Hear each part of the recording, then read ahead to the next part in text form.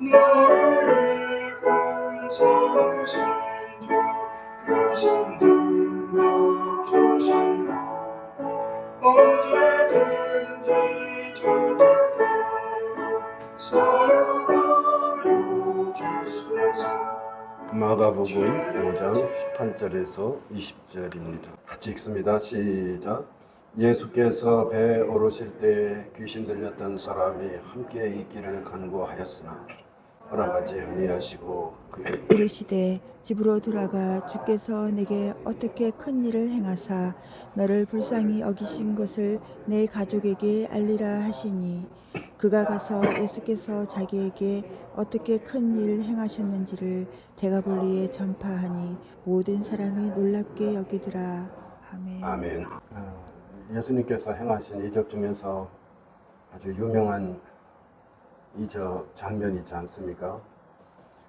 귀신 잡혔던 사람이 예수님과 함께 있기를, 마가복음에 가면 제자들을 부르시고 주님께서 자기와 함께 있게 하신다는 것을 제 첫머리에 말씀을 하십니다. 주님과 함께 있는다, 그런 큰 복을 의미하는데요. 그런 복을 누리기를 원하면서 주님께 청원을 드렸습니다마는 예수님께서는 뜻밖의 그 요청을 받지 않으시고 오히려 집에 들어가서 큰 일을 행하신 주님을 오히려 증거하라고 말씀하십니다. 집에 가라고 말씀을 하셨는데 그 다음 절에 보면 이 사람이 데가볼리에 가서 자신에게 어떻게 큰 일을 행하셨는지를 전함으로써 모든 사람들이 놀랍게 여기도록 그렇게 자기의 역할을 감당하였다는 것입니다. 그러니까 여기에서 조금 특이한 면이 발견이 되잖아요. 집에 가라고 그랬는데 이 사람은 실상 길에 나섰다는 의미가 되지 않습니까? 이렇게 주님의 말씀대로 이 사람이 구체적으로 실천하지 않은 것처럼 보여지는 요 이상한 장면이 오늘 우리가 한 해를 마무리하고 한 해를 시작하는 자리에서 우리가 주목하려는 부분입니다. 첫 번째로 생각할 일이 있는데요. 복음서에서는 집이 가까움을 상징한다고 할 수 있습니다. 제자들은 예수님을 따르지만 모두 그렇게 되기를 주님은 원하시지 않으신 것입니다. 주님은 길 위에서 큰 일을 행하시지만 집에서도 큰 일이 이루어져야 할 것임을 주님은 말씀하신 셈입니다. 아시는 것처럼 예수님은 이스라엘 사람들을 기본적으로 우선시하는 느낌을 받습니다. 우리는 예수님은 모든 사람들을 품으신다 이렇게 생각하고 또 성경은 그것을 가리킵니다마는 오히려 주님은 종종 이스라엘에 집중하는 모습을 보이십니다. 그게 한 여인과의 만남에서 극적으로 나타나는데요. 주님은 이방 지역에 가서 말씀을 전하면서도 복음을 전하면서도 이방 여인의 요청을 거절하듯 말씀하십니다. 이스라엘 사람들에게 먼저 전파되어야 한다는 말씀으로 이 여인에게 충격을 주셨고 떡을 개들에게 주는 법이 없다고 말씀하셔서 그 충격파는 더 강하게 나타납니다. 예수님은 이렇게 예수님에게 아주 지극히 가까운 이스라엘 사람들에 대해서 사랑을 쏟고 관심을 기울이는 모습으로 성경은 나타나면서 그것을 가장 극적으로 보여주는 것이 예수님의 12제자 선택이라고 할 수 있겠습니다. 우리 예수님은 12제자를 통해서 새로운 이스라엘을 지향하셨습니다. 주님께서는 온 세상을 품으시는 구세주로 오셨습니다마는 주님은 함부로 밖을 나다니시지 않으셨다는 점입니다. 주님은 이방 지역에 가시고 이방 지역에도 복음을 전하셨지만 주님과 어쩔 수 없이 가까운 사람들, 자기 동족 유대인을 외면하지도 않으셨다는 점입니다. 성도 여러분, 한 해를 마무리하는 지점에서 또 한 해를 시작하는 지점에서 우리가 무엇에 관심해야 되는가 하는 것을 마음에 새길 수 있기를 원합니다. 우리는 길 위에 나서기도 합니다마는 오늘 성경을 따라 집을 소중히 여길 줄 아는 주님의 사람들이 되어야 할 것입니다. 두 번째로 생각할 수 있는 집의 의미가 있는데요. 예수님을 반대하는 이들은 성경에 의하면, 특히 마가복음에 의하면 그들은 예루살렘에서 왔다고 말합니다. 예수님께서 갈릴리 지역에서 복음을 전했을 때 그 먼 곳까지 예루살렘에서 파송된 이들이 있었습니다. 성경은 그들을 가리켜서 서기관이라고도 하거나 또는 사두개인이라고도 하거나 혹은 바리새파라고도 말합니다. 이 사람들은 모두 예루살렘에서 파송된 혹은 파견된 이들이었습니다. 성도 여러분, 예루살렘은 어떤 도시입니까? 주님께서 집으로 가소라고 말씀하실 때 이 집은 그 사람의 집일 수도 있지만 이스라엘 사람들의 집으로 여겨졌던 예루살렘 성전을 동시에 그들은 연결해서 생각했을 것입니다. 집은 단순히 그 사람의 집만 의미하지 않고 예루살렘에 거창하게 존재하고 있던 바로 하나님의 집도 생각하게 마련이었던 것입니다. 예수님께서는 결국 하나님의 집을 향하여 발걸음을 옮기시는데 예루살렘에 들어가서 그 하나님의 집에 들어가셔서 주님이 하신 일은 무엇이었습니까? 만민이 기도하는 집으로 바꾸어지기를 주님은 때로는 분노하시는 모습으로 그렇게 지적하셨습니다. 예루살렘 하나님의 집은 만민이 기도하는 집이어야 한다는 사실, 예수님께서 아주 극적으로 보여주신 집에 대한 이미지입니다. 따라서 성도 여러분, 하나님의 집은 주님이 원하셨던 것처럼 예언자 이사야를 통해서 간절히 소원했던 기도하는 집으로 회복시키는 일, 우리가 주목할 일입니다.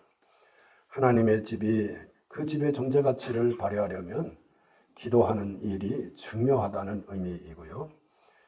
하나님의 집에서 하는 그 모든 일들의 바탕에는 성도 모두가 간절하고 혹은 순전하게 기도 올릴 줄 알 때 하나님의 집이 회복되는 것임을 주님은 말씀하신다는 점입니다.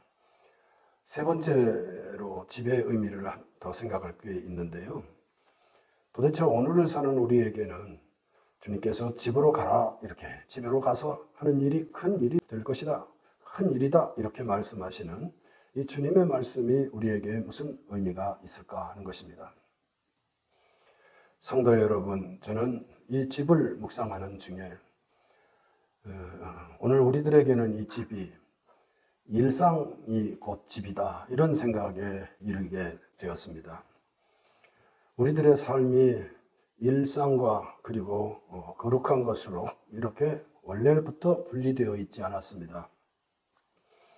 아시는 것처럼 하나님께서 태초에 세상을 지으실 때는 거룩한 것과 세속적인 것과의 이런 분리가 있지 않았습니다. 아담과 하와의 일상적인 삶이 하나님 앞에서의 거룩한 삶이기도 했었습니다. 성경은 이것을 아주 잘 보여주는 그런 경우인데요. 인간 속에 죄가 깃들면서 이제 가장 불행한 일은 성과 속이 분리되는 일이었습니다. 거룩한 것은 시간이라는 측면에서도 어떤 특정한 시간을 거룩하다 하여 기념하고, 그리고 나머지 시간들은 평범한 것으로 분리되어 나갔습니다. 시간만 그런 것이 아니고 공간도 그리하였습니다. 사람들은 공간에 특정한 공간을 지목해서 그곳은 거룩한 곳이라고 했고, 그리고 그 거룩한 곳으로 나아가기를 원했습니다. 그러면서 우리들이 사는 삶의 자리는 속된 자리로 인식이 되었고, 거룩한 것은 좋은 것이고 세상적인 것은 나쁜 것이다 라고까지 생각하게 되었습니다. 그런데 이것은 하나님께서 원하시는 바가 아니고 우리 예수님께서 원하시는 일이 아니었습니다. 우리는 마가복음을 보고 있습니다마는 가장 먼저 쓰여진 마가복음은 여실히 이것을 보여주십니다. 얼마나 예수님께서 열망하신 것인지를 보여주는 것인데요. 즉 성과 속, 거룩한 것과 세속적인 것이 합해져야 한다. 그것이 온전히 조화를 이루어야 한다. 이것을 보여주시는 가장 극적인 장면은 예수님께서 십자가에 달리시게 되는 죄의 목과 관련해서 주님의 그 죄증 설명서라고 할까요? 우리 예수님을 고발하는 이들이 하는 말 속에 나타납니다.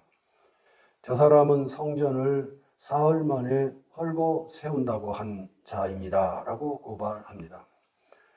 예수님께서 말씀하신 사흘 만에 다시 세운다는 말의 의미를 저들은 이해할 수 없었고 제자들조차도 이해할 수 없었고 그리고 예수님께서 부활하신 후에 다시 사신 후에서 이것이 이런 뜻이었구나 깜짝 놀랐다고 말합니다. 주님은 특정한 공간에 있는 그런 성전이 아니고 일상 속에서 그야말로 제자들과 함께 움직이는 동안도 성전인, 즉 걸어다니는 성전으로 주님의 사역이 그 완성에 이르렀다는 점입니다. 아마 예수님께서 재판을 받으실 때 주님의 의중을 곡해하는 이들로 인해서 그리고 모욕을 당하면서 주님 상처를 받으셨을 것입니다. 그런데 상처는 받으시면서도 이 대목에서는 주님은 깊은 희열을 맛보았을 것이라고 생각합니다.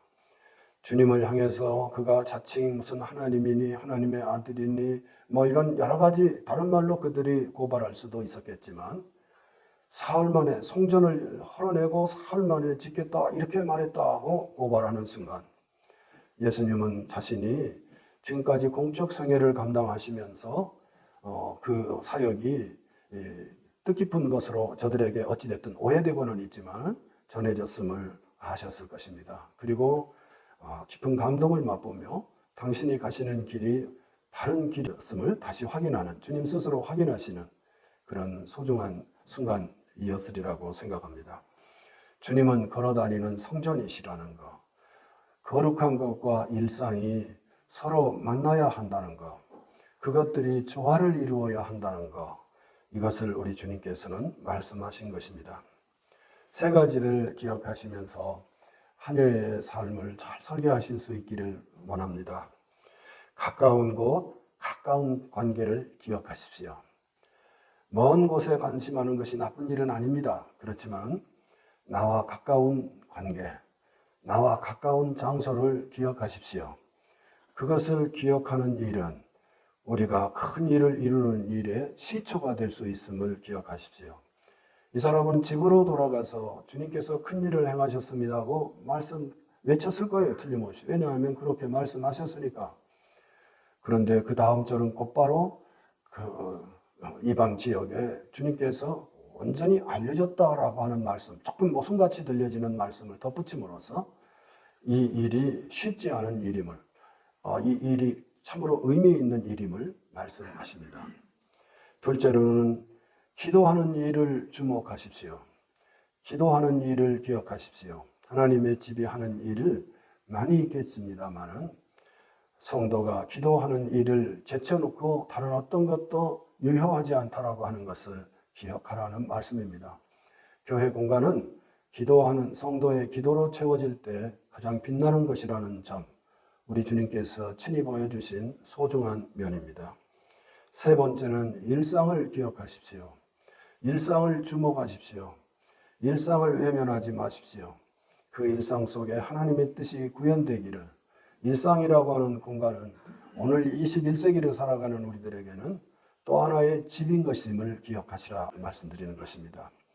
우리가 모르는 것 아닙니다만은 다시 한번 이 귀한 시간에 우리가 주목해야 할 내용이 무엇인지를 잘 헤아리시면서 2025년이 그런 의미에서 뜻깊은 한 해가 되시기를 주님의 이름으로 기원합니다. 잠시 우리가 묵상하겠습니다. 나하고 가까운 곳, 나하고 가까운 관계를 기억하라. 기도를 기억하라. 그리고 일상을 기억하라. 이 주님께서 하시는 말씀의 의미를 마음에 새기는 시간을 잠시 갖겠습니다.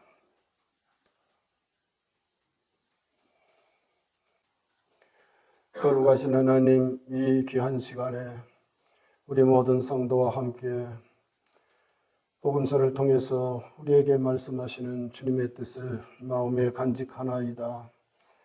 집으로 돌아가서 가족들을 만나라 말씀하시는 것이 이 사람에게는 마땅한 일이었고, 이 일을 대하는 사람마다 동시에 저 예루살렘에 거창하게 서 있는 하나님의 집을 생각하고 그 하나님의 집이 어떻게 되어야 할 것인지를 우리 주님을 말씀하신 것을 기억하였을 것입니다. 거룩하신 하나님, 저희들 또한 교회를 생각하면서 교회가 무엇으로 빛나야 하는지를 마음에 새기면서 한 해 살림살이를 설계하고 또 살아가기를 원합니다. 거룩하신 하나님, 저희들에게 성령 충만하게 하사 일상 속에서 신앙생활을 잘 감당할 수 있는 지혜로운 신앙으로 무장하게 하시기를 원합니다. 성령 하나님이시여 저희를 도우시고 일마다 때마다 도우시는 하나님의 은혜를 체험하게 하시며 일상 속에 성전을 구현해낼 수 있는 예수님의 제자들이 되게 하여 주시옵소서. 주일과 그리고 일상이 분리되지 않도록 하나님 복을 주시고 우리들의 일거수일투족을 통하여 예수님의 향기 혹은 예수님의 편지로 드러나게 하옵소서. 그렇게 살아가도록 우리의 신앙의 설계를 할 수 있도록 모든 교우 한 분 한 분에게 역사해 주시옵소서. 주님을 의지하옵고 우리 주 예수 그리스도의 이름으로 기도하옵나이다. 아멘. 찬송가 621장을 찬송합니다.